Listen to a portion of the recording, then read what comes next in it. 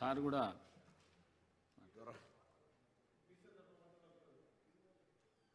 Speaker sir ధన్యవాదాలు. ఒక ముఖ్యమైన తీర్మానం మీద మాకు అవకాశం కల్పించినందుకు మీ ద్వారా సభకు ధన్యవాదాలు సార్. ముందుగా మా పార్టీ తరఫున గౌరవనీయులు గంగుల కమలాకర్ గారు, కడియం శ్రీహరి గారు, కాలేరు వెంకటేష్ గారు అందరూ చెప్పారు. నేను కూడా తిరిగి మళ్ళీ పునరుద్ఘాటిస్తూ ఉన్నా సార్.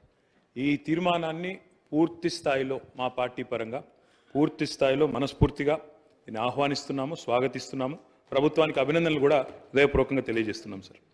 అధ్యక్ష, కాకపోతే ఒక విషయం చెప్పాలి అధ్యక్ష, ఎందుకంటే ఈ తీర్మానం స్వాగతించదగ్గది అనే మాట అందులో భేదాభిప్రాయం లేదు, భిన్నాభిప్రాయం లేదు.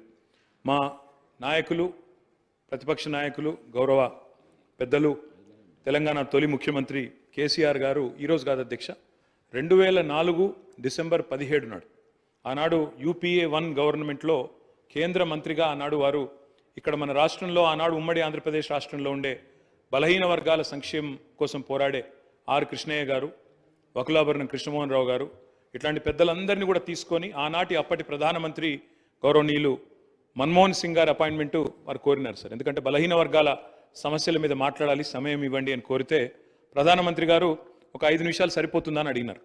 5 నిమిషాలు కాదు సార్, ముఖ్యమైన సమస్య మీకు వివరంగా చెప్పాలి, దయచేసి ఒక 40 నిమిషాలు టైం ఇవ్వండి అంటే దాదాపు ప్రధానమంత్రి మన్మోహన్ సింగ్ గారు గంటన్నర సమయం ఇచ్చి డిసెంబర్ 17, 2004 అధ్యక్ష, నేను తేదీతో సహా చెప్తా ఉన్నా, ఆ రోజు పోయి కలిసి సవివరంగా వారికి ఎక్స్ప్లెయిన్ చేయడమే కాకుండా ఆ రోజు పెట్టిన డిమాండ్ కూడా ఒకటే సార్. మా పార్టీ తరఫున ఆనాడు కేంద్ర మంత్రిగా కేసీఆర్ గారు చెప్పిన మాట, అన్ని రాష్ట్రాల్లో బీసీ వెల్ఫేర్ మంత్రిత్వ శాఖలు ఉన్నాయి, కేంద్రంలో లేకపోవడం అనేది శోచనీయం, బాధాకరం.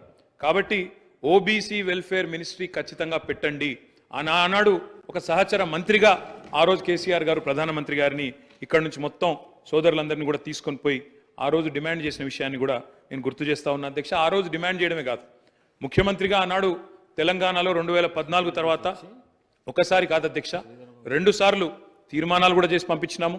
ఆనాడు మళ్ళీ ప్రధానమంత్రి నరేంద్ర మోడీ గారికి కూడా విజ్ఞప్తి చేసినాం, ఓబీసీ వెల్ఫేర్ మినిస్ట్రీ పెట్టండి, పెట్టినట్టయితేనే మీరు బడ్జెట్లో కనీసం 5% పెట్టినా 2 లక్షల కోట్లు వస్తుంది భారతదేశంలోని బలహీన వర్గాలకు అని చెప్పి డిమాండ్ చేసిన పార్టీ బీఆర్ఎస్ పార్టీ అనే మాట కూడా నేను మళ్ళొకసారి గుర్తు చేస్తా ఉన్నా అధ్యక్ష.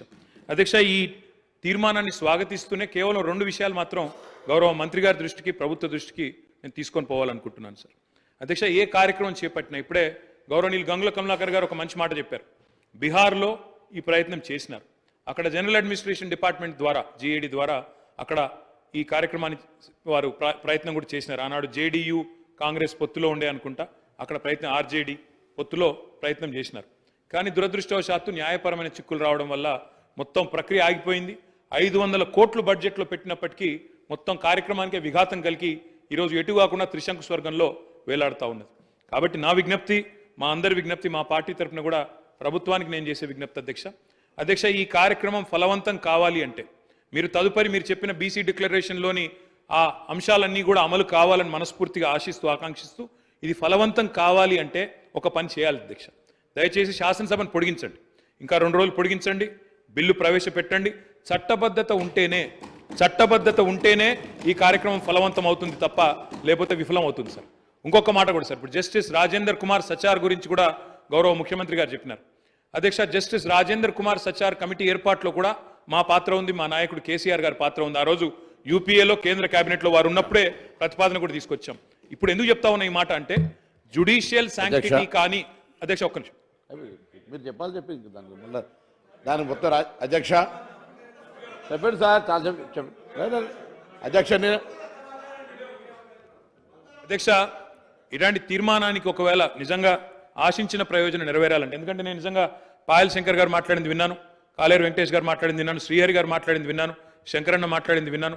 అందరి గొంతుల్లో ఒక ఆవేదన ఉంది అధ్యక్ష. మా మంత్రి గారికి కూడా చాలా ఆవేదనలో, డెఫినెట్గా వారికి కూడా ఆవేదన ఉంది.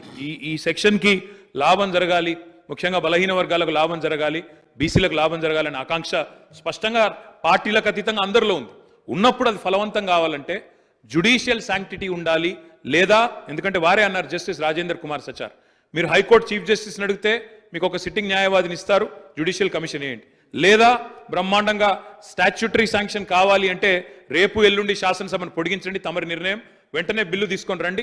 మేము సంపూర్ణంగా మా పార్టీ నుంచి మద్దతు తెలియజేస్తామని చెప్పి కూడా తెలియజేస్తూ మీకు ధన్యవాదాలు అధ్యక్ష, అవకాశం ఇచ్చింది. మినిస్టర్ గారు.